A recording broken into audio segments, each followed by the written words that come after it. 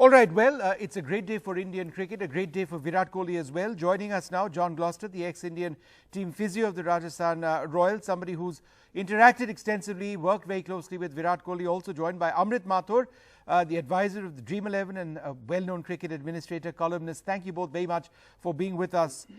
John, to you first, the fastest to 12,000 runs in one-day international cricket. Do you believe at this stage it's fair for us to look ahead as far as what Virat Kohli might do? Will he likely end up as the best one-day international batsman of all time? I think you can arguably say he probably already is on his way to that at the moment. But firstly, Vishnu, it's just really nice to see India to get that win today, and provides a perfect positive segue into the T20 format, which is probably their preferred format at the moment, given they've all come, the majority of that squad have come from the IPL. But in terms of what Virat's done, it's extremely impressive, and I think we can all bring every superlative out of the closet for this one, particularly when you compare him against the great Sachin Tendulkar. But it just shows, and I think he epitomises the fact that we've talked about fitness being a non-negotiable now, and the fitter you are, the more games you can play, the more formats of the game you can play more consistently and more successfully. So therefore, you're going to start accumulating big runs. So I think he realized very early on in his career that if he was going to compete and be the best, he was going to have to be the fittest of all his peers. And I think he's shown that. And I think the results now, the 12,000 runs, has proven that. Is he easily among the fittest cricketers you've worked with?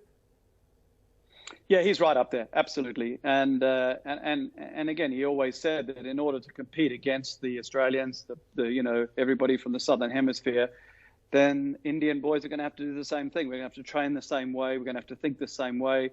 And we're going to have to, put positives around fitness in every environment, training, matches, and even outside of game time.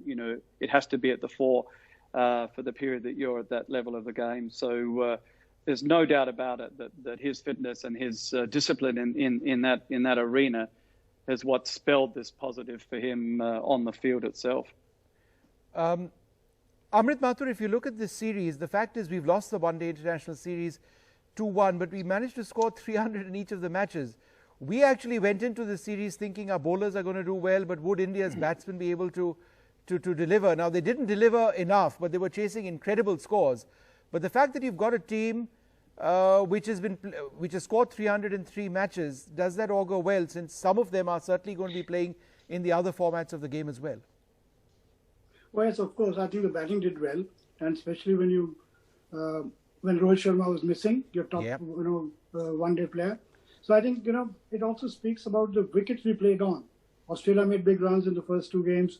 They, and right through the three matches, both teams have made runs. So that is also a reflection on the tracks you played on. But yes, India did well, and I think what's most heartening is the emergence of Hardik Pandya. He came into the IPL with a bit of niggle, not fully fit. He had a successful IPL, and now he's batted like a terrific, number 6. And he reminds you of a young Kapil Dev in terms of touch and timing and, stroke making. And I think that's been the major plus as far as the Indian team is concerned from the 3 games. All right. And Mr. Mathur, are you a bit concerned about the bowling at this stage? They've seemed to have lacked penetration. Now, this is supposedly the best or the second best fast bowling attack in the world. Well, you can say the same thing about the Australians too, because this is a 50-over game. The wickets are batsman friendly. Who knows when the test matches come, it might be a different position altogether. The Australians might be more lethal. The Indian bowling could also be more incisive. It all depends on the conditions you play in. So I don't think it's alarming if the Indians have gone for runs in these 3 games. It's not really something very serious at the moment. John, just one final question to you. We were talking about physical fitness. Who better than you to speak about that? Strength training is such a key ingredient of Virat Kohli and his success. He's physically a very strong man. His forearm strength is incredible. How does that contribute to his game? Yeah, I think his game is different to anybody's, and I don't think it is pure strength. I think it's he's pieced it all together beautifully. He's found the right amount of strength with the right amount of timing, with the right amount of balance, and also the right amount of stability. At the end of the day, you can have all the strength in the world, but you've got to be stable at the crease and stable on your feet in order to deliver that strength effectively in your shot making. So I think he's put it all together nicely. Not everybody can do the type of strength training that he does, and I think that's a very individually based thing. But yeah, the strength is very much a part of the modern day game, particularly the modern short form of the game.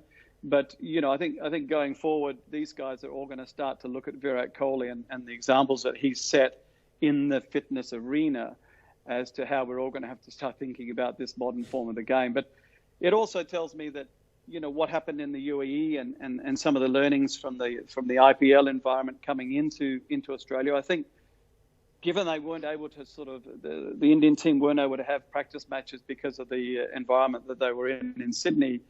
I think now we saw the real Indian team in this third ODI coming to the fore. Yeah. They effectively the first two ODIs, sadly, were their practice matches.